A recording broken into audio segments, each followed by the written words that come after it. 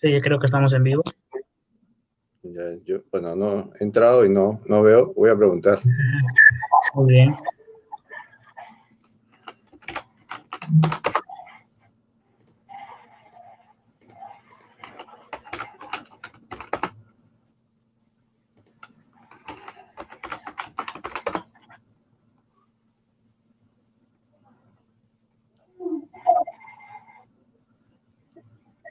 Sí, profesor, sí, estamos en vivo. Muy bien. ¿Me escucha muy bien, profesor Paul? Sí, sí, muy bien. Muy bien. Pero me dice Eh, que no. ¿Sí nos escuchan? Ya, ya, tú mandas. Muy bien, comencemos entonces, profesor Paul. Tengan todos ustedes muy buenas noches. Mi nombre es Cristian Tequén Quiñones, subsecretario del Centro Federado de la Escuela Profesional de Ciencia Política por la Universidad Nacional Pedro Ruiz Gallo. El día de hoy contamos con la presencia virtual del profesor Paul Laurén, cuyo tema va a ser los eternos culpables, los informales. Profesor, bienvenido y muchísimas gracias por aceptar la invitación. Oh, a ustedes, muchas gracias por invitarme. Yo feliz de atenderlos. Así que bueno, empezamos porque estamos un poco pasado del tiempo iniciado, ¿no? Bien, reitero el agradecimiento al Centro Federado de Ciencia Política de la Universidad Pedro Ruiz Gallo de Chiclayo por esta oportunidad de comunicarnos. Bien, empezamos entonces sobre el tema de los eternos culpables, los informales. Y yo quiero dirigirlo antes que nada a un aspecto básicamente de historia de las ideas, que es que es el campo en que me desenvuelvo, y, y no llevarlo al plano puramente coyuntural, aunque ciertamente ese es un tema de interés, no de este momento, la verdad es un interés de hace muchos años sobre el tema de la informalidad, pero es un tema ajeno a ningún país en líneas generales, ¿no? Así que bien, entrando al tema y aprovechando la coyuntura también un poco para después entrar al fondo, que es lo que me interesa, la historia sustantiva de por qué se da este tipo de situaciones, ¿no? Bien, hace poco en una conferencia de estas por internet, señalé que el Perú es un país pobre y alguien por ahí que escuchaba la conferencia se escandalizó y me acusó de mentir, que el Perú no es un país pobre porque según decía esta persona, eh, somos un país ya que hemos superado ciertas instancias, ¿no? Y que tenemos clases medias ya existentes después de muchas décadas. Bueno, curiosamente la pandemia nos ha colocado en un plano de redescubrirnos. Es decir, hoy día sabemos, a la verdad siempre lo supimos, pero algunos se ilusionaron con algunas cosas, de que casi la mitad de los peruanos no cuentan con una cuenta, no tienen una cuenta bancaria, por ejemplo. Tampoco buena parte de la población se señala que un 40% de los peruanos no cuentan con una nevera, una refrigeradora en su casa. Buena parte de la población, sobre todo en las ciudades como Lima, eh, la gente vive en hacinamientos, en predios tuburizados, ¿no? Y, y de Yapa, para no seguir mencionando más cosas como esta, casi un tercio de la población del país no tiene agua potable. Entonces, ¿qué país de clase medias consolidadas es este? ¿Qué país que ha superado la pobreza es este? Bien, ya que el problema de la informalidad que tenemos es un problema de dimensión de la informalidad, es decir, el Perú es uno de los países más informales del mundo, ni siquiera de América Latina. De América Latina podemos competir con Haití, ese es nuestro nivel, pero a nivel mundial estamos a un nivel peleando en el top 5, top 10, algo así, de los países informales. Es decir, tenemos un problema muy serio que aqueja a la nación, que aqueja a la república, y si no se resuelve, vamos a tener este tipo de problemas que hoy día la pandemia ha puesto sobre el tapete de manera consecutiva. Hoy día es la pandemia, mañana puede ser otro tipo de situación o nuevamente una situación de sanidad, porque hay otra cosa, solemos olvidarnos de que los seres humanos, las sociedades en líneas generales, en su historia, han convivido siempre con situaciones de epidemias, siempre, sino que, como ya lo había reiterado en otra oportunidad, pero lo repito nuevamente, en los últimos 100 años el avance de la ciencia ha sido tan importante que ha podido combatir este tipo de situaciones, y como que el ser humano, como que las sociedades se han olvidado de que las pandemias, las pestes, este tipo de situaciones que hoy día nos agobian, siempre han sido recurrentes, siempre han estado presentes, ¿no? Bien, entrando al tema ya académico, por llamarlo de alguna manera, si asumimos que una república, y lo somos, por lo menos formalmente, es la unión política de individuos que buscan proteger sus vidas y patrimonios, es por demás evidente que ese principio de oro del republicanismo nosotros lo tenemos bastante lastimado. Lo tenemos cubierto entre cartones y bolsas de plástico. A pesar que las bolsas de plástico últimamente han sido encarecidas por el Estado. Pero bueno, esa es nuestra situación. La situación que tenemos hoy en día con relación al esquema el tipo de república que tenemos hoy en día como ciudadanos, ¿no? Es decir, claramente la institucionalidad que tenemos, y eso no es ningún secreto, solo mira a una pequeña porción de nuestra población. Hasta antes de la pandemia, el 70% de la población vivía en la informalidad. Realmente desde hace décadas, porque es casi la cifra que se tuvo hasta el año 90.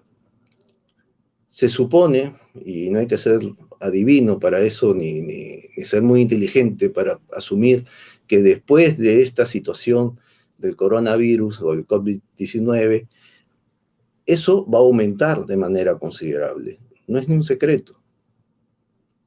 Va a aumentar de manera considerable. ¿Cuánto? No lo sabemos, pero de que va a aumentar, va a aumentar. Es decir, vamos a tener niveles muy altos de informalidad en los próximos años.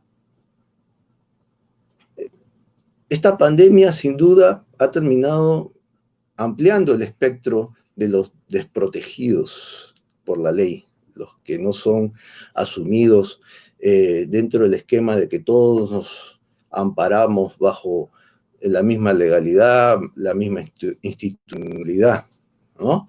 Es decir, toda esta situación nos lleva a los predios de los ciudadanos con derechos, pero también nos lleva a los predios de los ciudadanos, que es la inmensa mayoría, que tiene menor calidad de protección jurídica o acaso ninguna.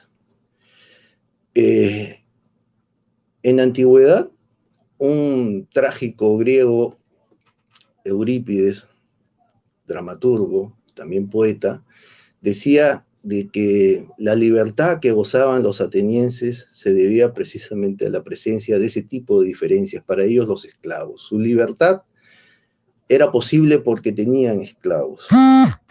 En el mundo moderno, ese tipo de situaciones, obviamente, desde hace 500 años, se ha reducido considerablemente, pero en países como el nuestro, podemos asumir que ese tipo de situaciones terminan sobreviviendo, ya no como esclavitud en sentido duro del término, sino como parias legales.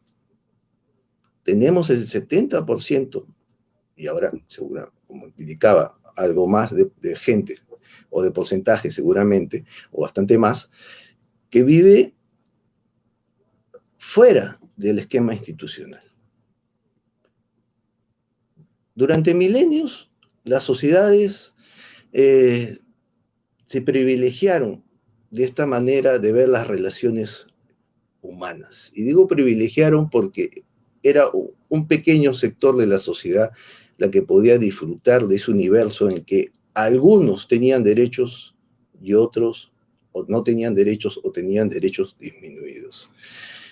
Pero desde que la modernidad nos informa de que hay otras maneras de asumir la ciudadanía, y esas otras maneras es asumir que desde el mundo del individuo que puede lograr conquistar el mundo haciendo economías, haciendo comercio y no la guerra, ese tipo de situaciones ha variado de manera radical. En ese sentido, esa visión de que para ser libre necesito esclavos, como decía Eurípides, en antigua Grecia, eso hoy en día es bastante chocante y ha sido desmentido en el tiempo. Es decir, era chocante porque era verdad, pero desde hace siglos el mundo descubrió de que el ser humano puede lograr instancias de mayor libertad sin ofender, sin destruir, sin pesotear al otro. Eso es algo que la modernidad ha descubierto, ha logrado, y lo ha logrado asumiendo de que es el mundo de la sociabilización, el mundo del comercio por excelencia, el tipo de sociedad que ha permitido ese tipo de instancia. Anteriormente era el mundo de la guerra, el mundo de la violencia, lo que generaba un nivel de ciudadanía determinada, pero siempre para un pequeño grupo. Desde que hace 500 años ese tipo de situación ha sido planteada en las sociedades y después en las teorías, la situación ha cambiado radicalmente. Y hoy en día se tienen esquemas de institucionalidad donde millones de personas, es decir, la gran mayoría de un país, puede disfrutar de derechos, puede disfrutar de sus libertades, que a su vez no destruyen los proyectos de vida de los demás. Eso lo ha logrado el mundo moderno, las sociedades liberales, las repúblicas modernas, ¿no? Es decir, ese mundo en el cual determinados individuos se jactaban de ser los únicos con derechos, que es curioso porque esa visión antiguamente, hasta antes del siglo XVIII, se veía como una visión en la cual el progreso de una sociedad se dependía altamente de ciudadanos virtuosos, se decía hasta el siglo XVIII, que era muy popular ese tipo de discursos que venía de la antigüedad, ¿no? Es decir, que las sociedades eran posibles de prosperar en la medida en que tenían una élite o un individuo o un grupo de individuos moralmente superiores, intelectualmente superiores y obviamente con una calidad de libertad superior al resto. Esa visión del hombre virtuoso, que es superior y que manda a los no virtuosos, lamentablemente en algunas sociedades como la nuestra todavía lo seguimos viviendo.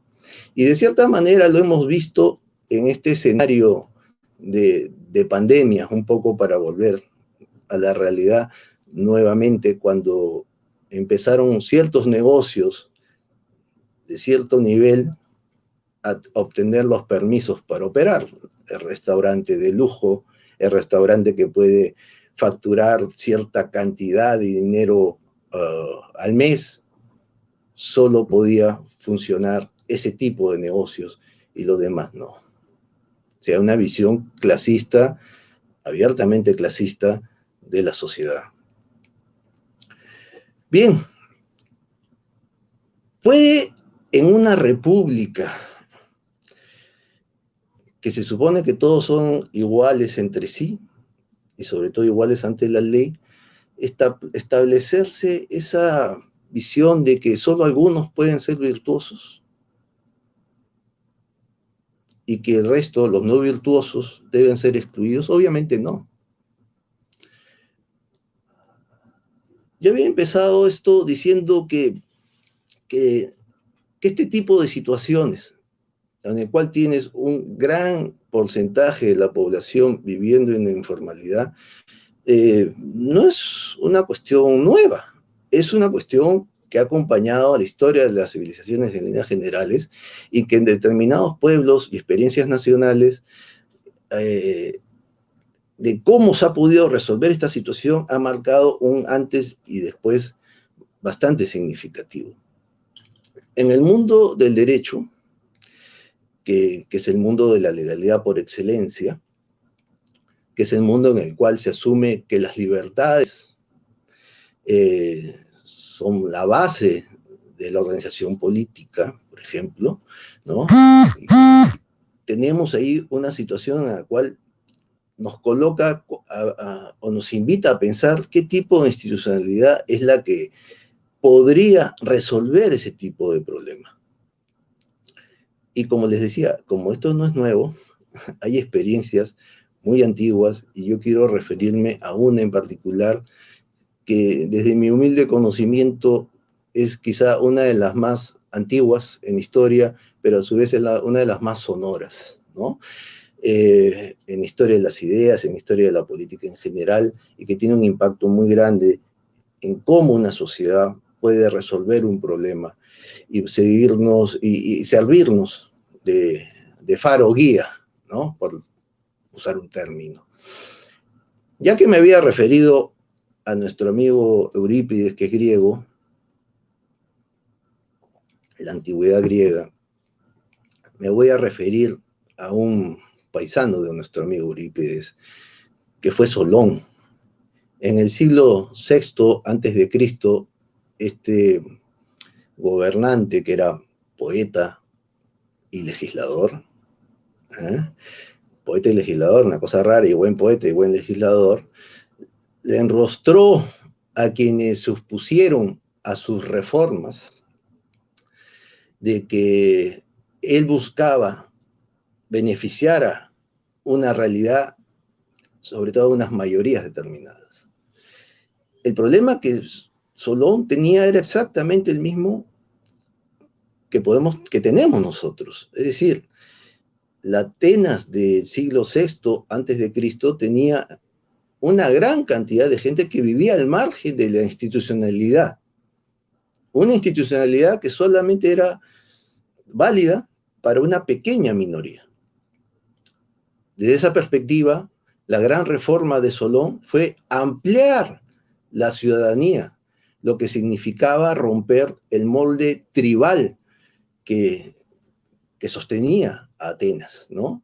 Un molde tribal que a su vez obstaculizaba el paso de nuevos actores sociales, ¿no? Que a su vez iban a permitir que Atenas se convierta en una sociedad más abierta, dinámica y, para usar un término contemporáneo, competitiva.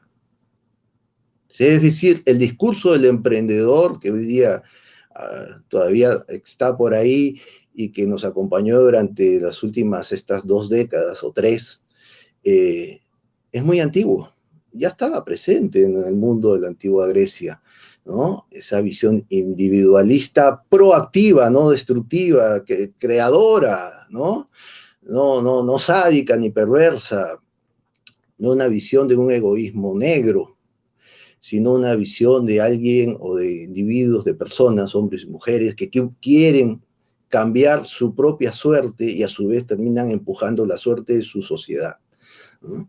Es decir, la reforma de Solón dará paso a un mayor nivel de igualdad, a un mayor nivel de calidad de ciudadanía, aceptando a nuevos integrantes.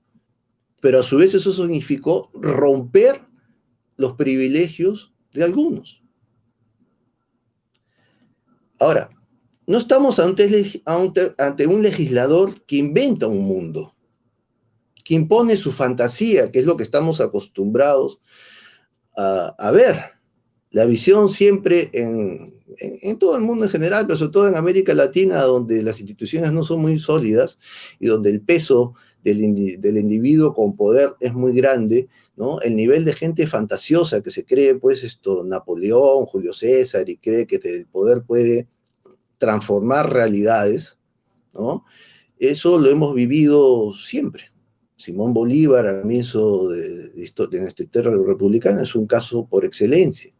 Y así empezamos a ver a diferentes individuos ya menos interesantes que el libertador Bolívar, ¿no? Que se creyeron grandes transformadores y que lo único que hicieron fue empeorar la situación y darle no un futuro promisorio, sino un futuro negro a generaciones de peruanos. En este caso estamos hablando de nuestro país, pero es un ejemplo que se puede replicar en toda la región. Es decir, Solón no es un legislador que buscaba crear de la nada una realidad. Lo que Solón hace es ver que había un problema, lo interpreta y busca acompañar esa realidad que ve, esa situación, esas demandas de sectores sociales excluidos.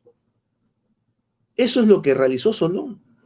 Eso lo termina convirtiendo en un gran legislador, un gran reformador.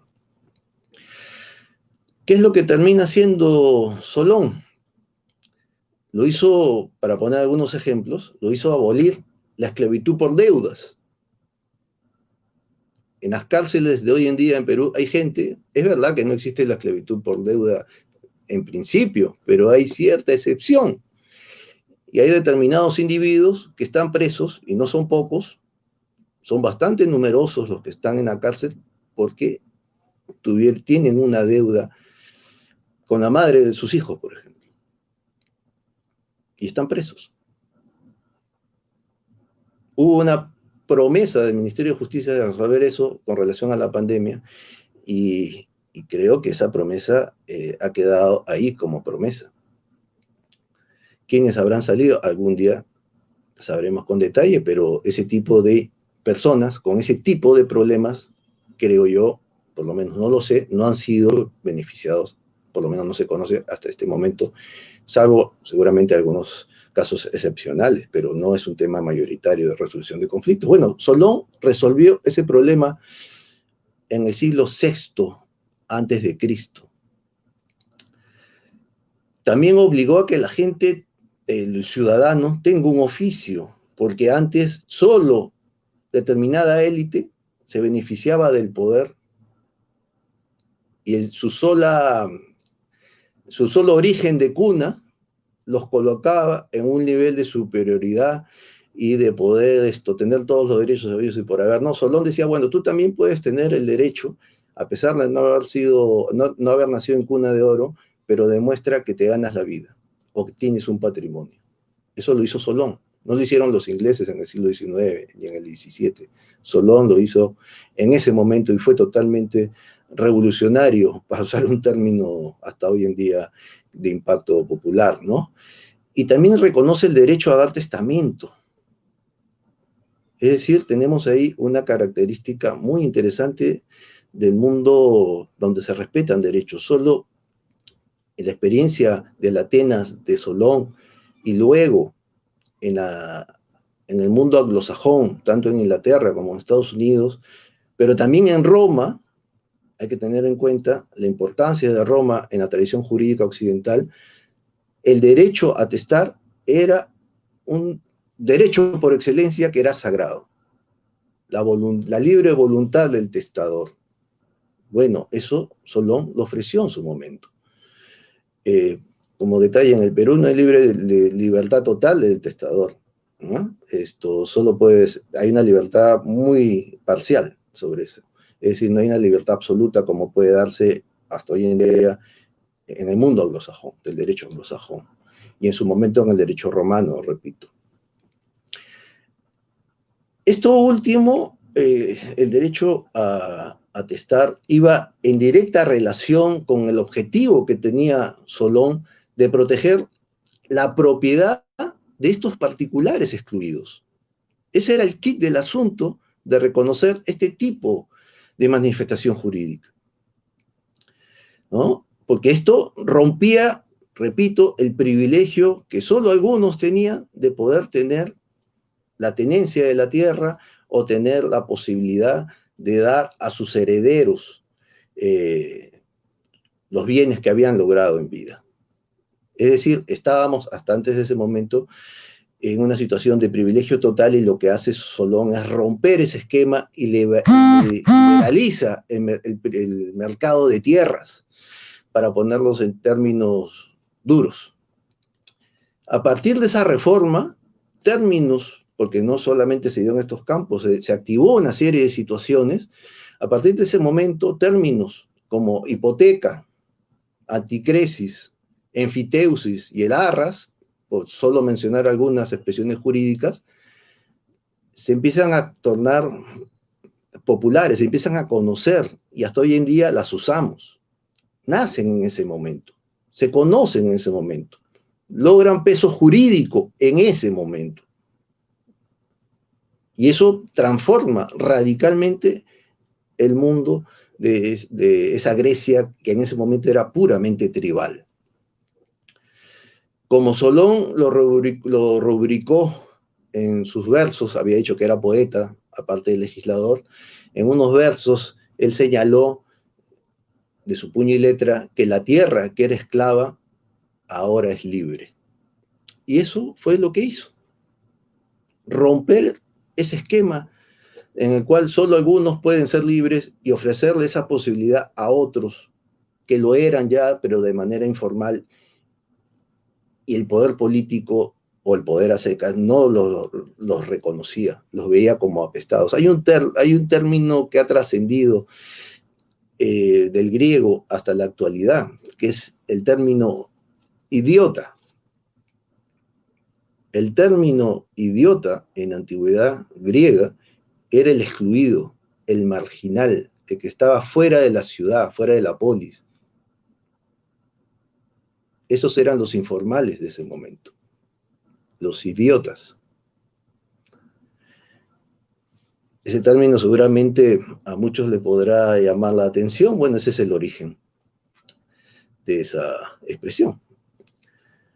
Es decir, Solón buscó garantizar la riqueza de estos nuevos actores empleando un sistema, una visión de legislación que, pasados los siglos, David Hume la va a resumir de una manera muy simple, pero a su vez genial, y que va a caracterizar a toda gran sociedad.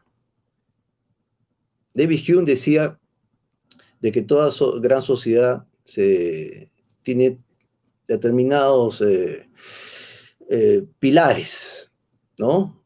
Para poder llamarse a sí misma una sociedad que respeta derechos y que tiene una visión de progreso, no utilitarista, también una visión de calidad de vida. David Hume decía que toda sociedad o gran sociedad se caracterizaba por estabilidad en la posesión de los bienes, porque esa sociedad, los individuos pueden transmitir por mero consentimiento esos bienes.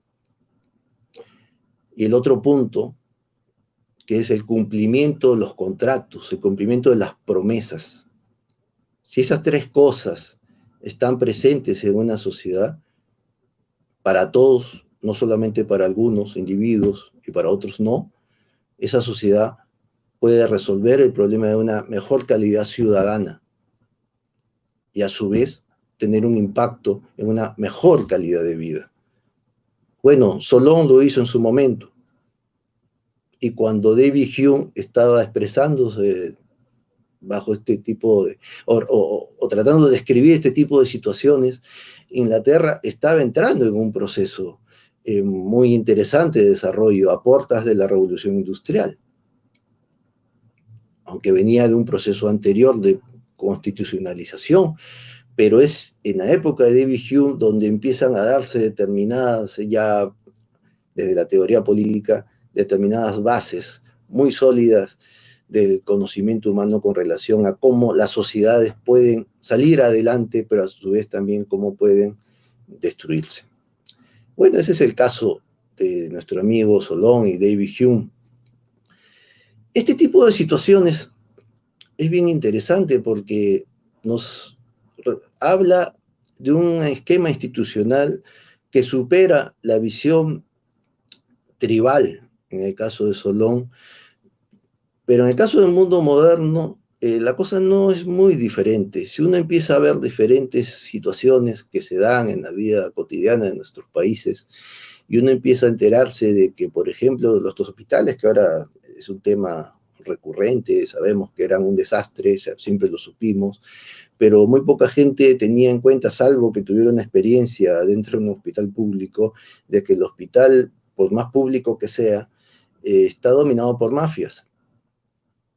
Y lamentablemente intervienen personales tanto administrativos, médicos y una serie de individuos que trabajan ahí y que terminan usando los recursos públicos para beneficio personal. No solo los hospitales, obviamente. O sea, el Estado está lleno de ese tipo de situaciones, ¿no? Es decir, quizás esa visión de Solón de combatir al esquema tribal también nos pueda servir, o como Hume lo vio en su momento, sirvió a poder destruir ese esquema de pequeñas mafias o grandes mafias en algunos casos, para tratar de imponer esa visión de que la ley se impone y que es igual para todos y que no es una letra muerta o un papel mojado en tinta, como decía Lassalle en el siglo XIX. A ver,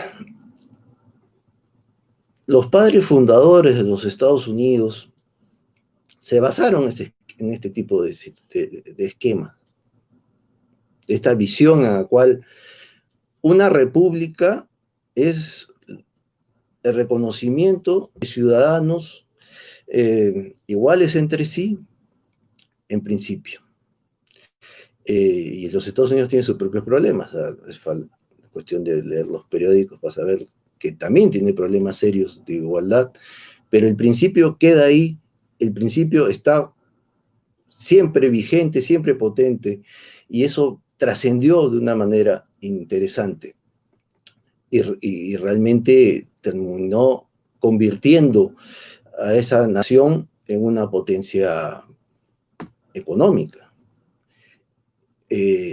Problemas siempre van a haber y ese tipo de ideal siempre va a estar en discusión seguramente para muchas personas a lo largo de generaciones, pero nadie va a negar que una vez que ese tipo de ideal, de visión de que todos somos iguales ante la ley, que hay un principio de reconocimiento mutuo entre ciudadanos y que no hay superior, eso ha logrado un beneficio inevitable e indiscutible, para ser más exacto, ¿no? A ver,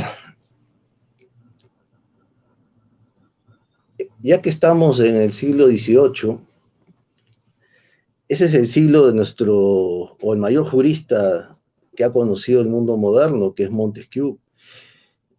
Yo les había hablado de que hasta antes de ese momento la importancia del desarrollo de determinados o de las sociedades se basaba básicamente en individuos virtuosos.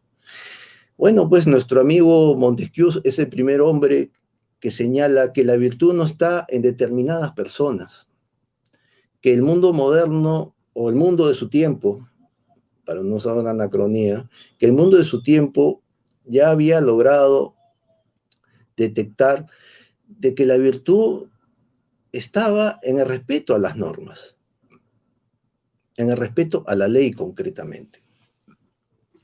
Y esto es sumamente importante porque el impacto de Montesquieu va a ser muy grande, va a influir no solamente en los juristas, sino, por ejemplo, en un autor sumamente importante para lo que se va a llamar después ciencia económica, que es Adam Smith. El impacto que tiene Montesquieu en Adam Smith es sumamente relevante.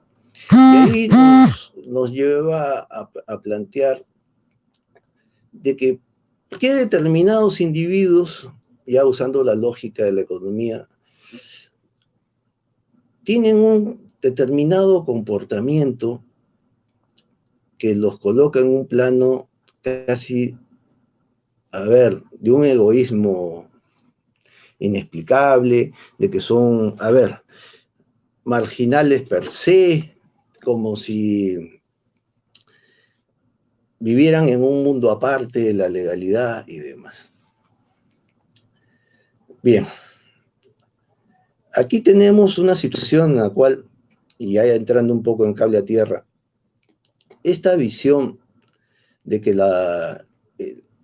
el individuo virtuoso es el ser que por su propia condición de ser un tipo más inteligente, más moral que los demás, puede, por lo mismo, imponer a los demás determinadas líneas de conducta. Eso fue la práctica usual, repito, durante siglos. Pero si hablamos que estamos en un esquema republicano, en un esquema constitucional de derecho, ese tipo de visiones carecen de peso. No tienen ni un sentido. La política dentro del esquema republicano parte de un universo de consensos. La política no es su imposición. La política no se da por mano militar y las decisiones políticas, sino siempre es deliberante. Eso a algunos seguramente les va a parecer burocrático, aburrido, pero lamentablemente para los que creen en que las cosas deben darse de manera urgente y de manera expeditiva, la vida o el esquema republicano, que es lo que yo creo, se basa en ese tipo de situaciones. ¿Por qué?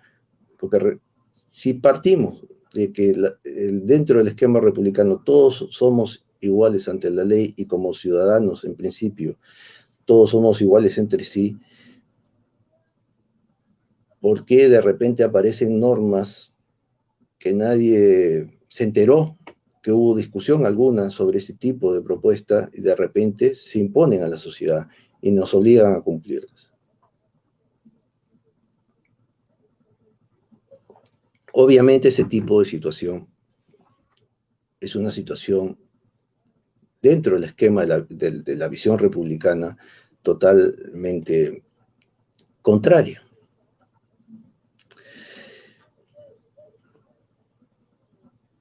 En el siglo XVII, porque quiero recordar a un autor que está muy olvidado, Samuel Pufendorf, que tuvo mucha influencia en John Locke, por ejemplo, pero que a su vez recibió mucha carga de pensamiento y de motivación de un autor nada liberal que era Thomas Hobbes, que era un absolutista, pero Hobbes era un hombre que descubre que el mundo, los individuos, y ahí engarza con lo que señalaba con Smith, se mueven por intereses. Y ahí hay un punto que lo voy a utilizar para entrar un regreso a la realidad nacional. Si el hombre se mueve por intereses, ¿dónde entonces está lo virtuoso? Como decía Montesquieu, si lo virtuoso ya no está en el individuo y si ese individuo ahora se jacta de ser un tipo que se mueve por intereses patrimoniales, ¿no? Y que es capaz de arriesgar determinados valores y poner en discusión un modo de vida, ¿no? Y qué sé yo, una serie de situaciones que para muchos pueden ser totalmente discutibles, pero el hombre que quiere o que asume una visión para ponerlo en términos duros, egoísta de la vida, también es parte del mundo de la república, del hombre que tiene derechos. por más que no nos guste determinados comportamientos. Esa visión, Pufendorf, recogiendo a Hobbes y a su vez heredándose a John Locke y a la tradición liberal, señaló que el papel de la organización política del Estado no es cultivar en la naturaleza humana improntas éticas o morales, ¿no? Sino asegurar que esa existencia de hombres con intereses se dé de manera pacífica y no autodestructiva. Que no, la sociedad no se fagocite por la existencia de individuos que busquen satisfacer sus intereses particulares. Yo sé que para muchos que tienen el discurso republicano, ese tipo de, o determinado discurso republicano, ese tipo de visión no es republicana. Pero yo sí he hecho algún señalamiento a los tiempos, siglo XVII, siglo XVIII, al mundo que se da en ese momento, Adam Smith y compañía. Estos son autores que nacen de la tradición republicana y que replantean todo un mundo y que recogen a determinados actores que se mueven por intereses. Y lo hacen para poder asimilar dentro del espectro social a un grueso sector social.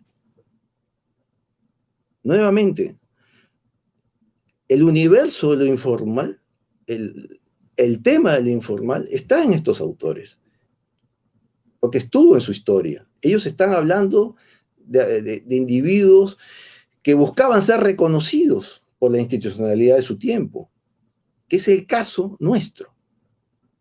Por eso señalaba a Solón, por eso señalaba a Montesquieu y compañía. Y nosotros, para ir concluyendo,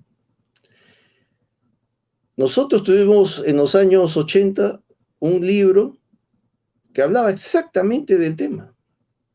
Claro, no mencionaba a Solón, creo que tampoco a Montesquieu, no recuerdo, pero sí hablaba de la importancia de respetar a esos actores egoístas que buscan sus intereses particulares, pero que a su vez no eran reconocidos por la legalidad. El autor fue Hernando de Soto, en coautoría con Enrique Gers y Mario Ghibellini, y el libro fue El otro sendero, que es un libro absurdamente olvidado, incluso me parece hasta por su propio autor o promotor, en este caso Hernando de Soto. Porque ese libro realmente es más vigente que nunca hoy en día. O sea, desde que salió a la luz el año 86, ese libro recoge todo aquello que he intentado exponer esta noche. Y lo recoge leyendo la experiencia nacional, como Solón en su tiempo. Yo les indicaba que Solón no fue un legislador que inventa un mundo y busca imponerlo. No inventa un mundo en su cabeza y busca, pues, plantearlo en la realidad e imponerlo, no. Interpreta. El libro El otro sendero es eso, es una interpretación de una realidad que a pesar de los años transcurridos, a pesar de que el país ha cambiado mucho, ha progresado mucho, seguimos teniendo el mismo problema al mismo nivel porcentual todavía, que eso es lo más absurdo. ¿Y eso por qué? Porque no se hizo lo que Solón hizo en su momento, que fue destruir ese universo de privilegios. Y ese universo de privilegios es hoy en día lo que hace de que el trabajo sea eso, un privilegio. Solo un pequeño sector de la población goza de una protección legal con relación a su trabajo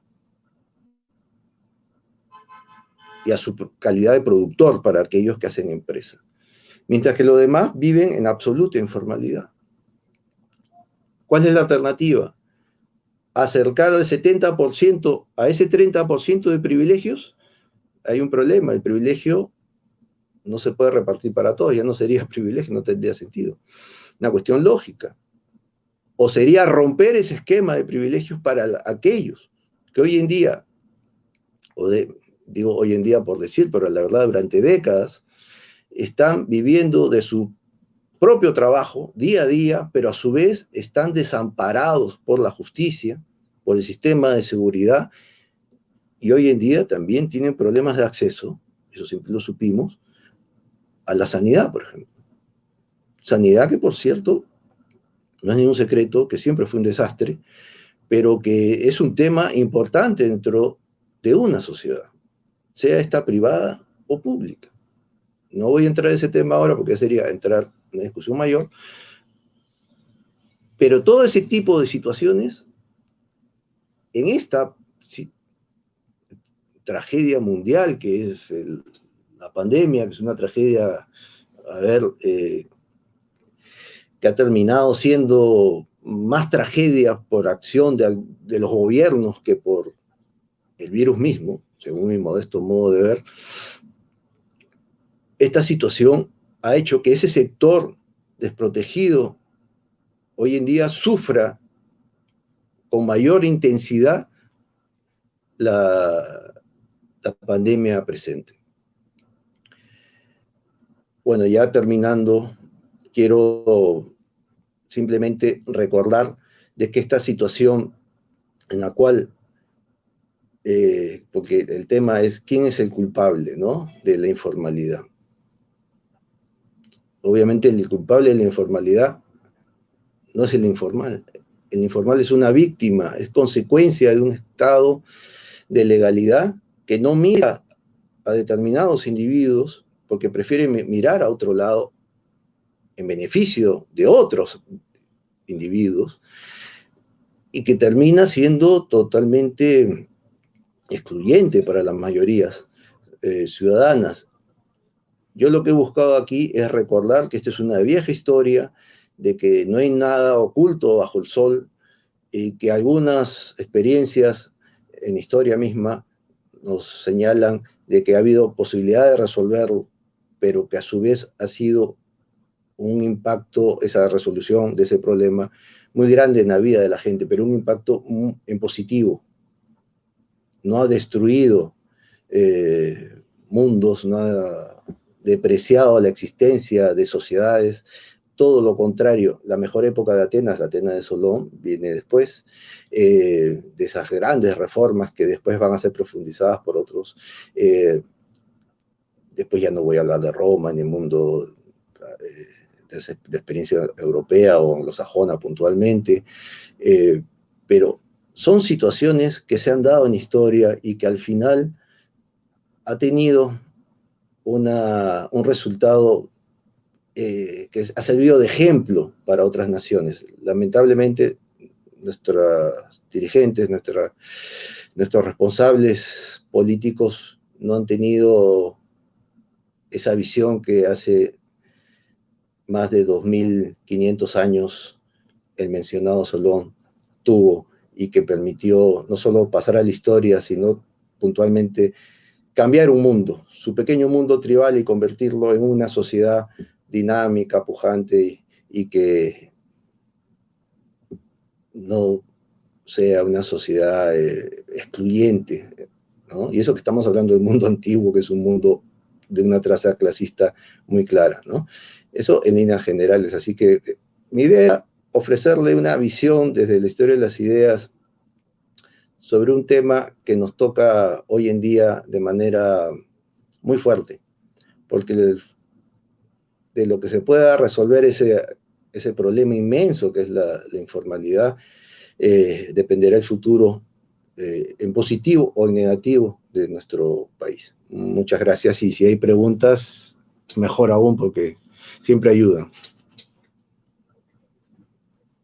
Muchas gracias, profesor Paul.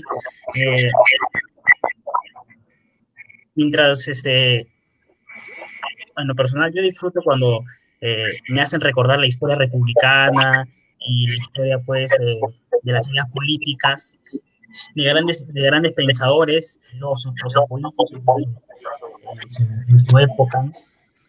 Y eh, las alternativas que le daban a través de sus libros estos pensadores, a los problemas que tenía en la sociedad. Actualmente, uno de los, uno de los, uno de los, uno de los sectores más golpeados es el tema que estamos tratando el día de hoy, que son los informales. Entonces, el INEI te manda que 7 de cada 10 son informales. O sea, el 70% es informal. Informalidad en diferentes aspectos. En empresas, en el trabajo informal, etcétera. ¿Qué alternativa? Quiero comenzar con la primera pregunta y ver las interrogantes de las personas que nos están oyendo vía Facebook. ¿Qué alternativa es la que le da mejor solución a este problema tan enorme que es la informalidad desde el Estado? Sí, como lo he estado señalando, es romper ese mundo de privilegios. ¿Y eso qué significa? Aquí no tenemos una aristocracia, esto como ocurrió en Inglaterra o en la Francia del antiguo régimen, por ejemplo, ¿no? Para ser más puntuales, o en la Inglaterra del siglo XVII, cuando viene la Revolución Gloriosa y también entra a romper determinado esquema de privilegios, o el mundo de Solón, su mundo aristocrático o tribal, ¿no? Aquí tenemos un esquema de legalidad que es mucho más complejo, que, a su vez lo hace bien difícil de cambiar, porque, a ver, si el cambio viene desde la política, desde el que asume el poder, y quien asume el poder lo elegimos, el que es elegido busca ser elegido, valga la redundancia, ofreciendo, ¿no? Prometiendo eh, privilegios. ¿Alguna vez han escuchado a algún político decir hay que liberalizar el mercado de trabajo, hacer que la contratación laboral no sea tan onerosa? Porque en el Perú tener un empleo es un empleo formal, ¿no? Un empleo de acuerdo a ley es pocos, porque solo pocos empresarios con determinado tipo de inversión están dispuestos a entrar a la legalidad. La gran mayoría que necesita contratar, eh, si es que realmente quiere vivir del negocio que está planteándose, necesita eliminar o sortear la norma, irse por otros lados y no ver la norma, no asumir la norma. Y eso lo coloca ya en un plano de la pura informalidad. Entonces lo que se plantea ahí es que ese esquema de que tienes solo la protección legal de solo 30% de la población, y que ahora ha aumentado de manera muy significativa seguramente, eh, ese mundo de privilegios se rompa. ¿Por qué en los Estados Unidos es más fácil ser contratado? Porque también es más fácil ser despedido. Aquí en el Perú es muy difícil ser contratado de manera legal. Y es mucho más difícil todavía ser despedido si es que te contratan de manera legal. Eso es lo que origina el desempleo. Se está protegiendo a los que ya tienen empleo. No se está pensando en los que no lo tienen, o los que vienen de atrás, los que se están educando para en un momento determinado buscar una plaza laboral. Ellos no están en el espectro de los políticos.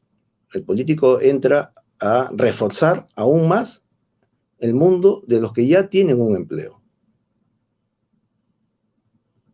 Que es gente que pasado el tiempo empieza a envejecer, empieza a ser menos productiva, y estás dejando un mare magnum de individuos que son más jóvenes, que tienen ideas nuevas, que están en el mejor momento de su existencia, pero sin embargo están en el esquema puramente informal.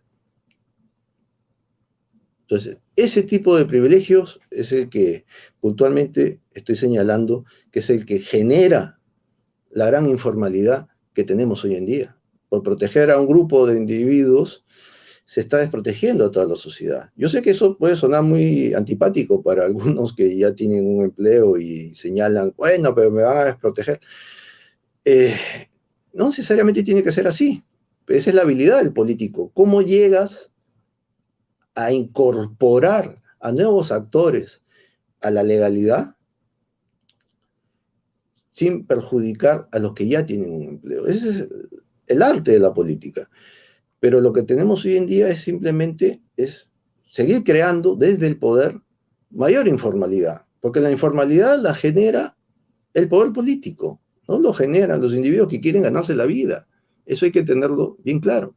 La gente no es informal porque es perversa, es informal simple y llanamente porque no puede hacer otra cosa, no puede hacer otra cosa. No hay manera, no puede entrar. Y como no puedes entrar, pero a su vez tienes que ganarte la vida, termina siendo informal. Muy bien, profesor Paul. Voy a comenzar a leer algunos comentarios que nos han hecho vía Facebook para usted, profesor.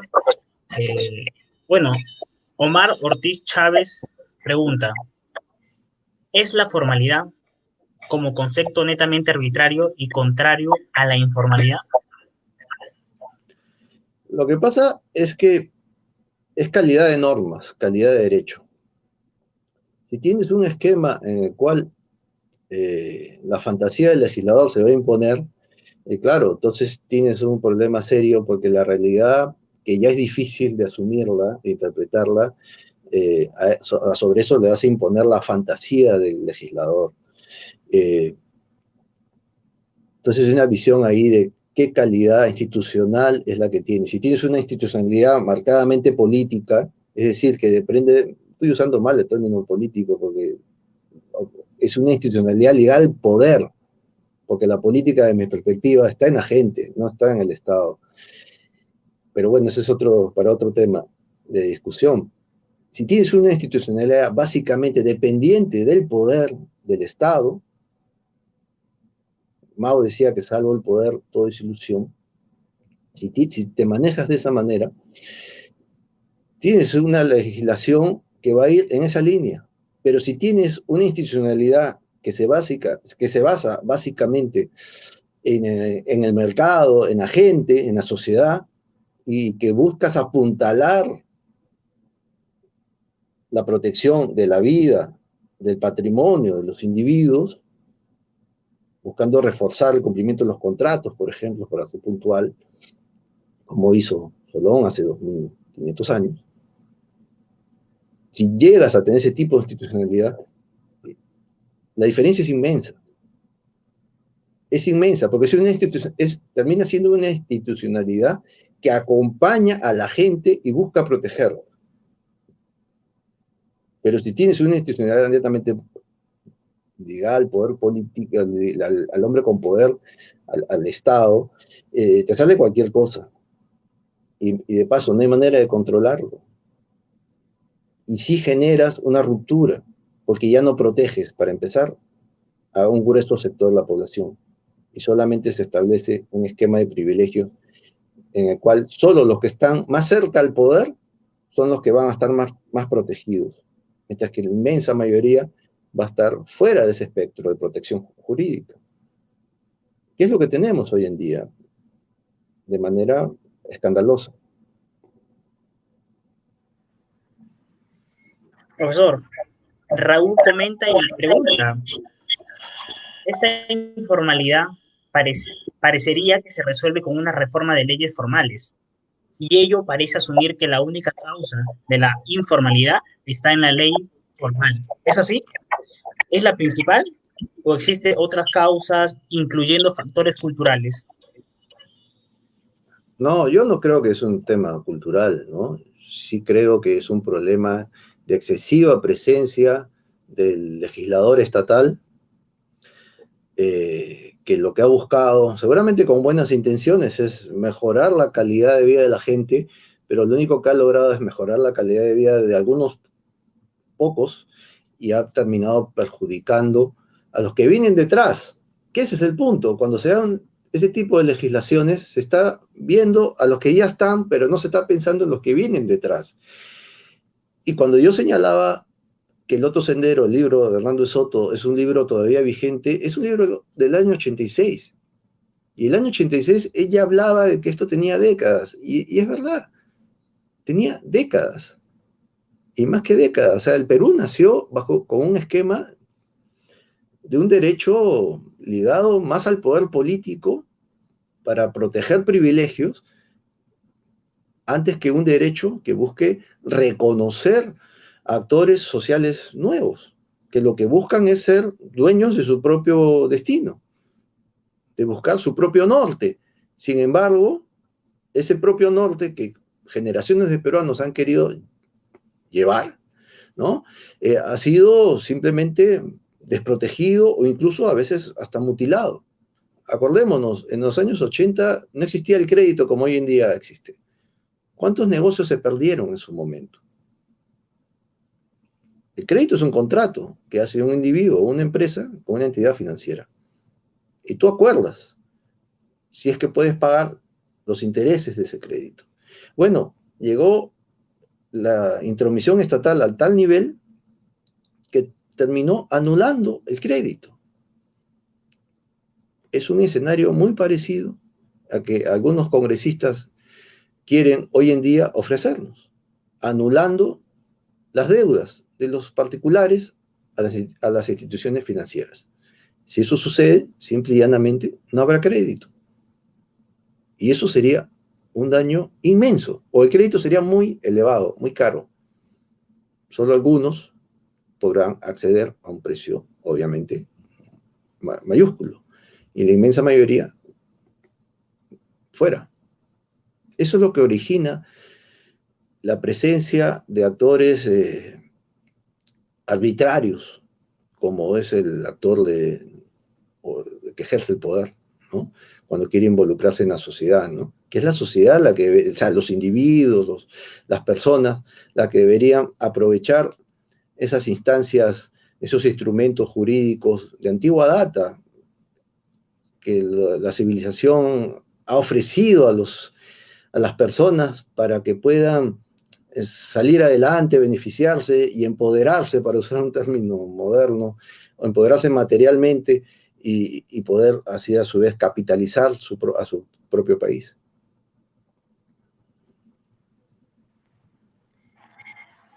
Profesor, Gema Godos pregunta, ¿por qué, a pesar de las medidas que se han podido impulsar para buscar la formalización, ya sea hasta formalizar a costo cero, pero que no ha funcionado?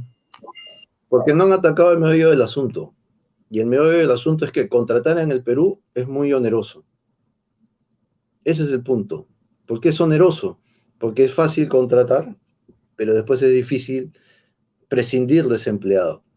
Y uno puede prescindir de un empleado por múltiples razones. Múltiples razones. La principal que uno puede asumir es que el negocio no está funcionando. Si uno empieza, o si uno parte, mejor dicho, si uno parte de la idea o del dato de que la mayoría de emprendimientos o aventuras empresariales fracasan. Alguna vez leí por ahí que el 80 o el 90% de emprendimientos fracasan y solamente los negocios que uno ve que están ahí existiendo son los sobrevivientes, el pequeño 10% de apuestas emprendedoras, los que lograron salir adelante, ¿no? Entonces, ahí hay un problema serio. Si tú quieres que la población pueda acceder a un empleo, la gran mayoría, tienes ese problema. El otro problema, que ya es un problema más del mundo moderno, es el nivel de calidad de formación de los individuos. Y ahí sí tenemos un problema, pero esto todavía podemos aprovechar, a pesar de esa carencia, de la presencia de lo que se llamaba antes, que es un término hoy en día que nadie lo usaría, pero yo nací escuchando eso, que nació en los años 50, el cholo barato. En los años 50 se habló de que había mano de obra barata y el legislador entró a tallar porque era ofensivo tener gente cobrando muy poco. pero nadie se preguntó si ese que cobraba muy poco realmente merecía incluso ese poco, desde el punto de vista de su formación. Y bueno, con los años, ese legislador empezó a encarecer el trabajo, buscando darle dignidad al trabajador. Lo único que logró con el tiempo es aumentar la tasa de desempleo, es encarecer el trabajo, que es lo que estamos discutiendo en este momento. Es decir, aquellos que se comieron el cuento de que hay que eliminar el cholo barato, al final terminaron promoviendo el desempleo en el país y descapitalizando. Cholo barato, decíamos en los 50, los chinos no tuvieron ningún problema. Claro, China es una dictadura, pero el mundo en general buscó aprovechar la libertad de trabajo, la mano de obra, individuos en condiciones de elaborar, de producir. Bueno, nosotros hemos tenido instancias en las cuales había gente con ganas de trabajar, pero no había nadie que le ofreciera un puesto de trabajo. ¿Por qué? ¿Por maldad? No, porque había barreras legales, porque era más atractivo irse a otro país que venir al Perú, en el caso de la inversión extranjera, que es importante. Y eso le ha pasado a diferentes países. ¿Por qué un país como Vietnam, por ejemplo, logró atraer inversión que antes estaba en México? Porque era, desde el punto de vista de legislación laboral, mucho más atractiva la legislación laboral de Vietnam que la de México. Y eso afectó a México terriblemente. Y Vietnam está en un proceso, ¿no? Muy interesante de capitalización a partir de esa experiencia. China lo vivió también. Y yo no les voy a contar lo que es China hoy en día, todo el mundo sabe lo que es China hoy en día. Pero también vivió ese proceso y lo aprovechó. Como la mayoría de países hoy día capitalistas o desarrollados, para no saber el término ideológico, capitalismo, países desarrollados, empezaron de esa manera. Los Estados Unidos fue siempre eso. Y el éxito de estos países se basó en el trabajo, en la fuerza productiva de su gente. Mientras que la parálisis de nuestros países es que nunca hubo ese aprovechamiento de fuerza productiva.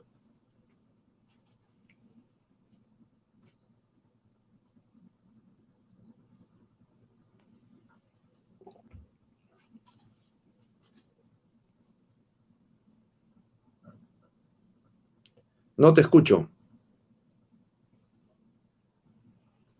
Discúlpeme. Jefferson Santos pregunta, ¿usted cree que la burocracia y el agrandamiento del aparato estatal en temas económicos sea un obstáculo para la libertad de empresa y desarrollo de la sociedad? A ver, ahí el Estado siempre necesita gente. El problema es qué naturaleza de Estado, qué tipo de Estado es el que tienes y hacia dónde vas. Si tienes una entidad nacida de la arbitrariedad de algunos individuos que buscan simplemente poner en concreto sus fantasías, claro, ahí hay un problema. Cuando un país como el nuestro tiene carencias serias en materia de acceso a la justicia, ya también, a pesar que prefiero que sea privado, pero ya pongamos el caso de acceso a la sanidad, cuando tienes, porque ya hay hospitales públicos y todos sabemos que esos hospitales públicos están capturados por delincuentes, por grupos organizados. Si, no, si tienes ese tipo de instituciones que son sumamente importantes y a su vez buscas crear otras esferas de acción del Estado, al final tienes el Estado entrando en todos los campos del quehacer humano y lo primordial, lo que hace que un país sea seguro, donde hace que la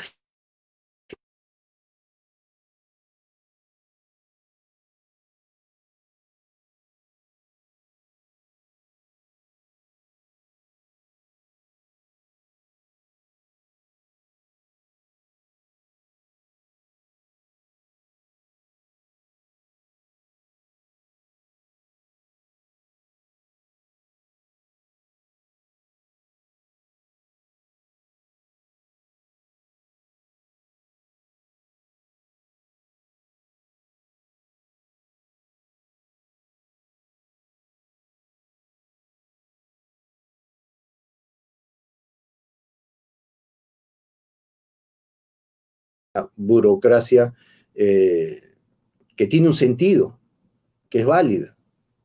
Pero si tienes una burocracia dedicada, pues, qué sé yo, a difundir videos de antisociales y ponerlos como héroes nacionales, entonces ahí hay un problema hasta moral, ¿no?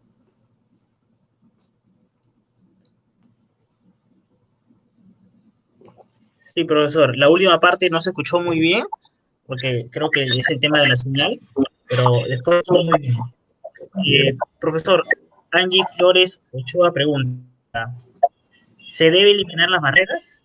¿Hacer que todos sean informales? Bueno, es una manera de decirlo, ¿no?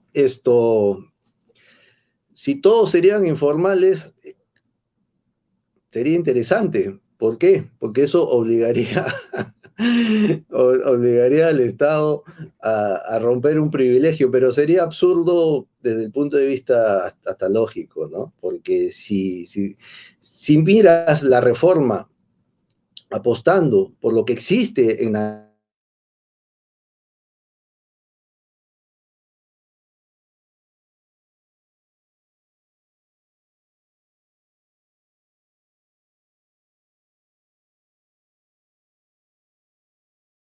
pareciendo que todos sean informales, pero eso no es así. Lo que se busca, con las experiencias que he señalado incluso de la antigüedad, es que todos participen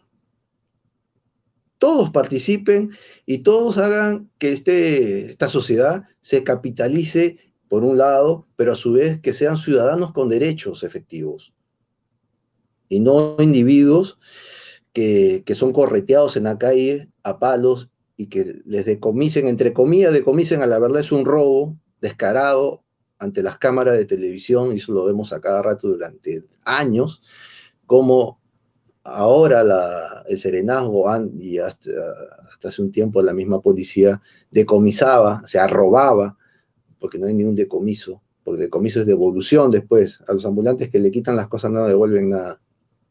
Entonces, no estamos planteando que todos sean informales porque sería absurdo.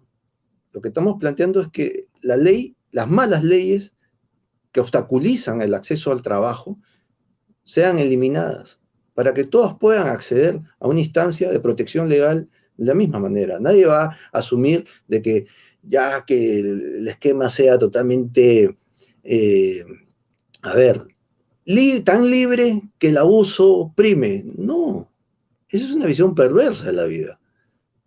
Yo no estoy aquí asumiendo que los trabajadores sean encerrados con llave o que sean pues abusados, castigados, que no se le pague a tiempo, no, porque eso es romper un contrato para empezar.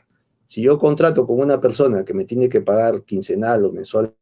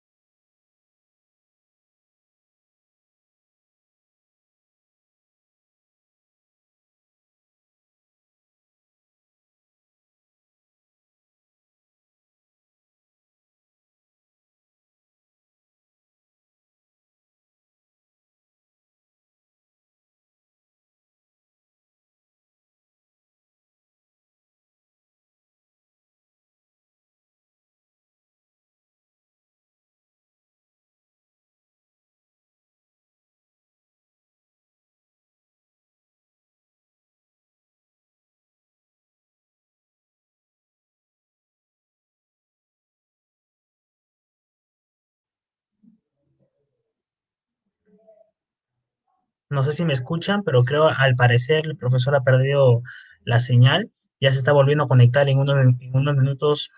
Retomamos de nuevo. Todavía quedan dos preguntas, tres preguntas para resolver. Gracias.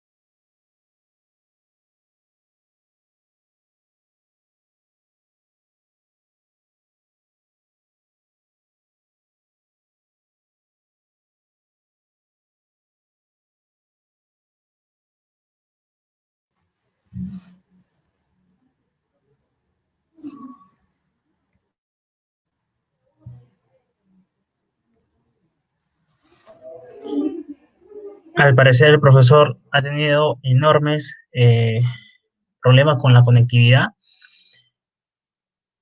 Al parecer no se va a poder volver a conectar por problemas de internet.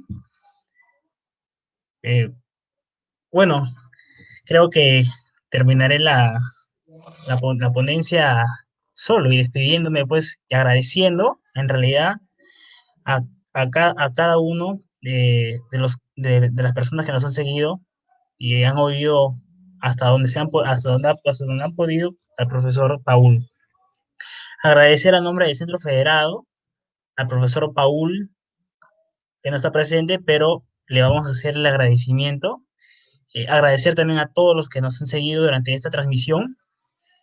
Creo que queda pendiente algunas preguntas para el profesor Paul, pero se las haré llegar. Muchísimas gracias a todos. Buenas noches.